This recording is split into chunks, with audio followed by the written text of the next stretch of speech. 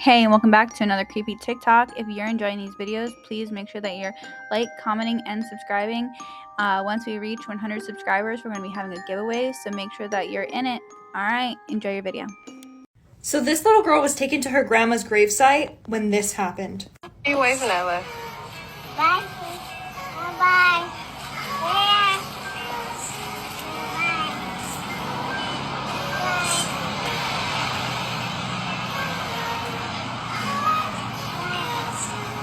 She starts waving at her dead grandma and then even tries to give her a kiss. Which, I mean, is sweet if it was actually the grandma and not a demon pretending to be the grandma to get control of the child. Follow me. Well, it's not your game. You didn't make the rules, so everything comes hard. And as long as you're signed to a contract, you're going to take a minority share of the winning. A select few of us will do well. The majority will not. So as a people, we'll be considered a minority.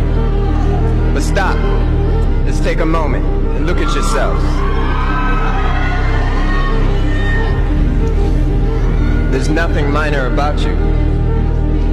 You are a blessed people. You're the most talented on earth, and you are still grateful.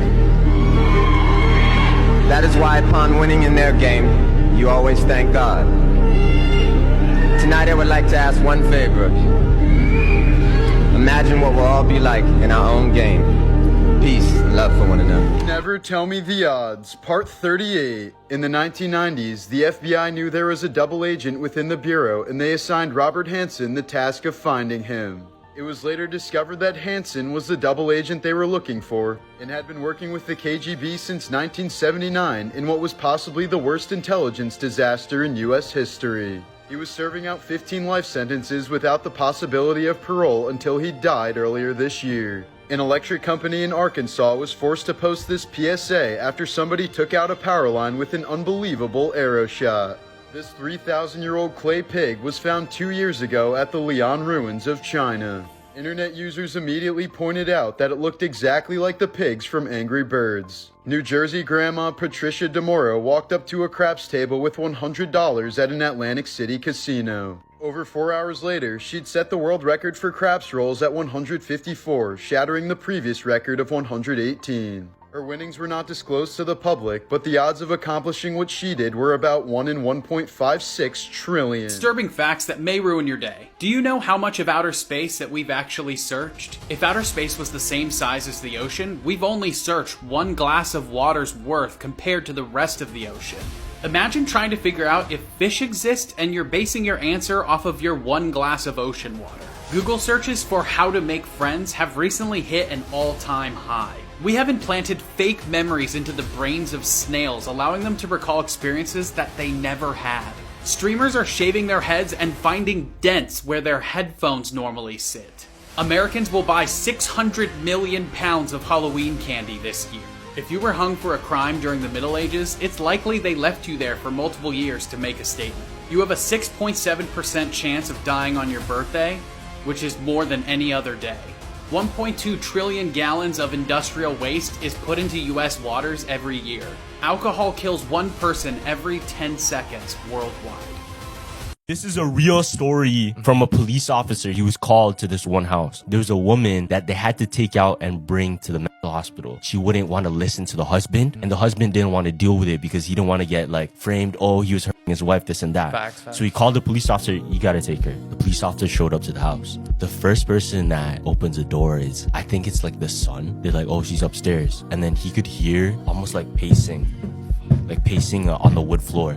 You know some shit's up there. Before he went upstairs though, the guy said, all right, just be careful where you step because you might step in blood. And the reason that is because she was pacing for so long, her feet started to peel. It's torn off. Ew. The skin is raw and it's bloody. It's because she won't stop pacing. Right. He's already kind of freaked out. He goes upstairs, walks up slowly and shit. He goes into the room and he described it exactly like this. He opened the door. When I tell you that I am sick and tired of England, I mean that, bro. Because take a look at this. You can't beat British grub. But these days you've got to spend a packet to bring home the bacon. And don't even get me started on the eggs. The cost of living crisis is hitting Britain hard, with food prices rising at the fastest rate in 40 years. But now, a new line of affordable protein is hitting our shelves. This is engineered human meat. That's right, a protein made from human cells that promises to be cheaper and tastier than any of its competitors. I'm Greg Wallace, and I'm off to visit Good Harvest, where a whopping 6 tons of human meat is engineered every day. That is stunning. With the promise of cheap meat for all, it may well be the meaty miracle we need to ease the squeeze of the cost of living. Anyone for human meat? I'm Michelle Ackley, and Why is there while a Greg black comes woman face to involved face then? with the production line, I'll be conducting a taste test with some very picky palates. It's really, tender. For the first time, we're going to find out where it comes from, how it's made, whoa, and what it tastes like. I'm up bright and early to check out the Good Harvest processing plant in Boston in Lincolnshire.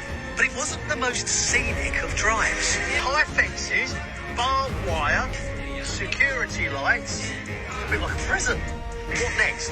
Machine gun tower? You just got doing this and I wasn't even Hello? It's Greg Wallace. I've got an appointment. I'm the bald bloke off the telly. With a glass. I couldn't wait to see the mysteries that lay inside. How do you solve the cost of living crisis with engineered human meat? It sounds like magic.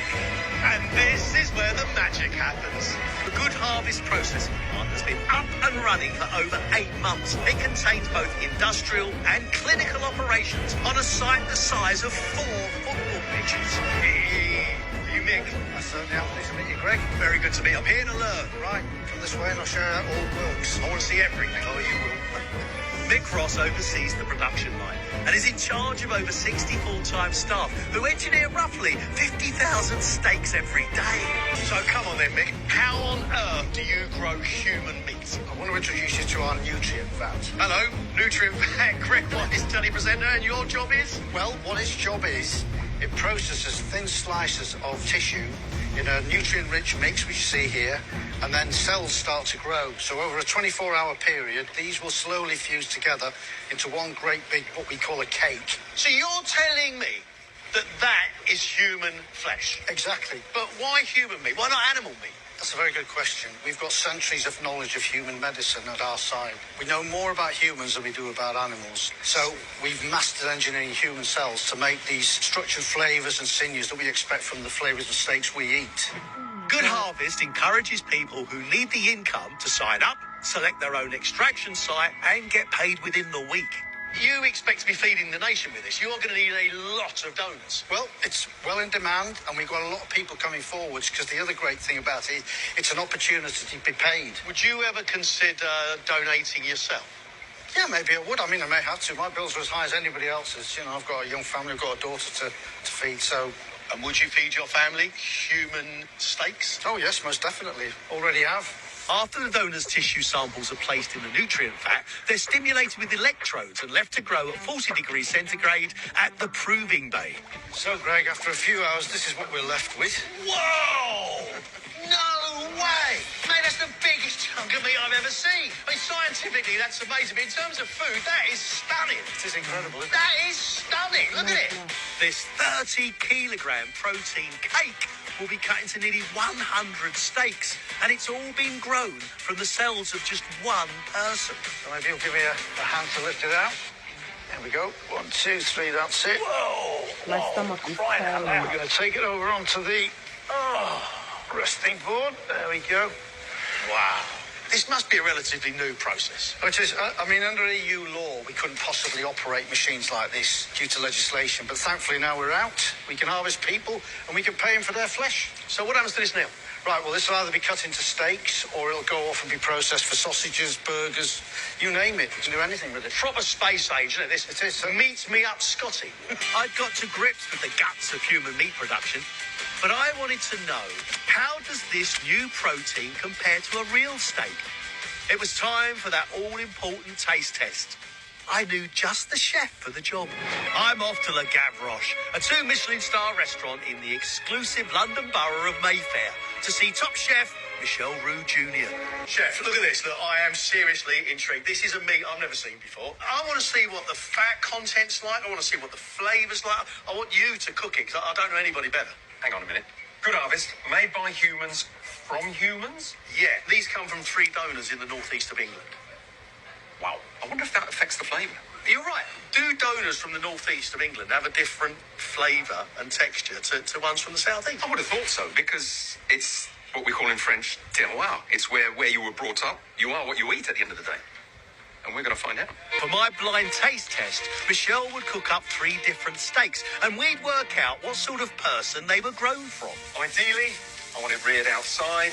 I want it looked after, not stressed. These donors were from the northeast, so what about a beer-fed Geordie? I don't know. It's very, very difficult to get my head around. This looks quality. So we're just going to... You all right? Okay. I'm going to put it on the plate. So we just need to let it rest for 5 minutes, and then you can taste it.